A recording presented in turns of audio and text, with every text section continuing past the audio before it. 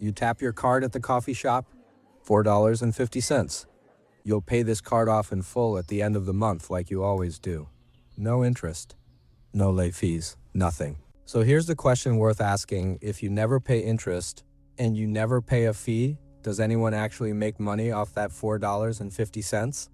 The answer is yes, somebody just got paid. You didn't see it happen and it wasn't you who paid them. Stick with that coffee for the next 12 minutes because we're going to follow it, not a general explanation. That exact $4.50 transaction, all the way through the system, and by the end, you'll know exactly who got paid, how much, and why they wanted you to be exactly the kind of customer you are. Here's the first correction to how you probably think about this. Your credit card company doesn't primarily need you to owe them money. It needs you to keep tapping. Let's follow the coffee. The moment you tap, the coffee shop doesn't actually receive $4.50. They agreed when they signed up to accept cards to receive less than that, usually somewhere in the range of 2 to 3.5% less, depending on the card and the agreement. So on your $4.50 coffee, the shop might actually receive somewhere around $4.35. Not because anyone charged you anything, because accepting your card cost them something. Here's the question that should be nagging you already. If the shop is the one paying, why does it feel like your bank is the one doing you a favor? That small missing piece doesn't disappear. It travels. A tiny sliver goes to the company that processes the transaction for the coffee shop, the technical middleman making sure the payment goes through cleanly. A slightly larger sliver goes to the network, Visa or MasterCard, for running the rails the transaction physically travels on. But the largest single piece of that missing money goes somewhere you might not expect, your own bank. The one that mailed you the card? The one you've never paid a cent of interest to. This fee has a name, interchange, and it's the piece worth remembering because it's about to explain almost everything else in this video. Here's what makes interchange strange. Your bank collects it whether you carry a balance or not. Whether you're a good customer who pays in full or a customer who's 3 months behind, the bank gets paid the moment you tap, funded entirely by the coffee shop before your statement is even generated.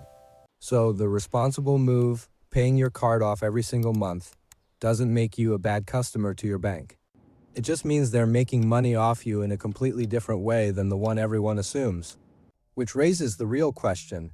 If your bank gets paid regardless, why does it bother sending you rewards points at all? Here's where it gets genuinely interesting and where a lot of explanations oversimplify.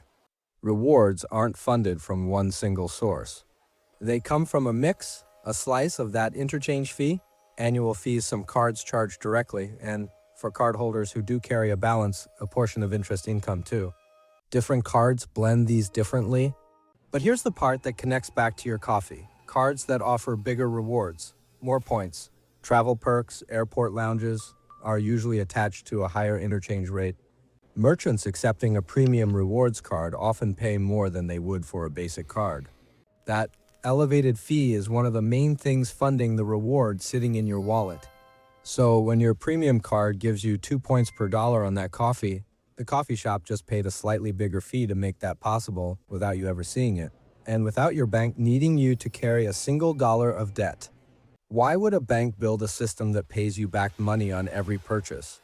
Because a customer who feels rewarded keeps using that card instead of a competitor's, and a card that gets used more often at higher spending generates more interchange, transaction after transaction.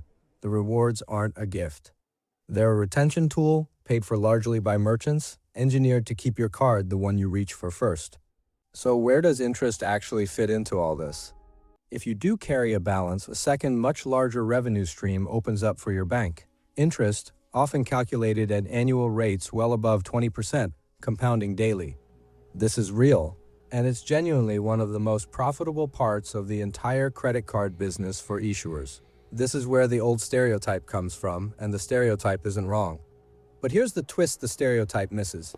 Even if that revenue stream never opens, even if you never carry a balance in your life, you were never a free customer to begin with. You are always generating interchange revenue. Interest just adds a second stream on top for a specific subset of cardholders. It was never the only stream or even necessarily the main one, depending on how much you spend and how often you tap. Here's what actually worries the banks running this system: default risk and fraud.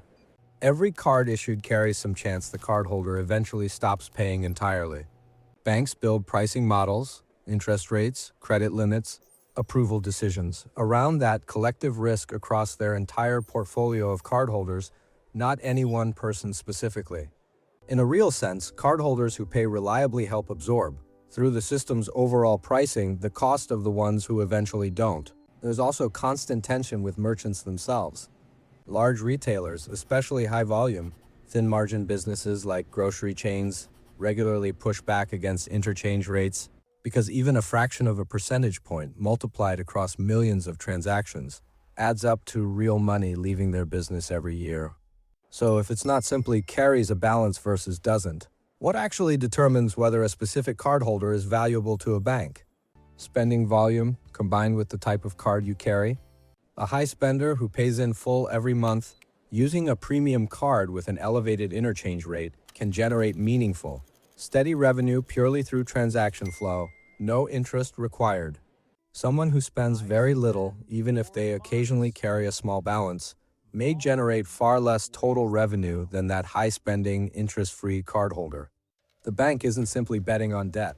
It's optimizing for total transaction volume, and interest is one lever among several, not the whole machine. Let's finally answer the question we opened with: who made money off your $4.50, and how much?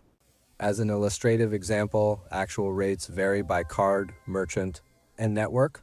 Say the coffee shop's acceptance cost worked out to roughly 10 to 15 cents on that transaction. A small piece went to the network for routing it. A slightly larger piece went to the processor for handling it. The largest piece, call it 7 or 8 cents, again illustrative, went to your bank as interchange. On its own, 7 or 8 cents sounds almost meaningless, but you don't buy one coffee a year. If a cardholder spends, say, $2,000 a month across everyday purchases like this one, and their bank collects an average interchange rate in the low single-digit percentages across that spending, the bank can realistically collect several $100s a year from that single cardholder without a cent of it coming from interest, and without that cardholder ever missing a payment. The exact number moves a lot depending on the card and the spending pattern, but the mechanism doesn't. So go back to that coffee shop counter. You tapped. You'll pay the statement off in full, like always. No interest, no fee that you can see. And in that same instant, your bank got paid anyway, funded by the shop, sized by how much and how often you spend, and quietly reinforced by a rewards program built to make sure you keep tapping. You thought you'd beaten the system by never paying interest. You never needed to pay it. The system was never waiting on that.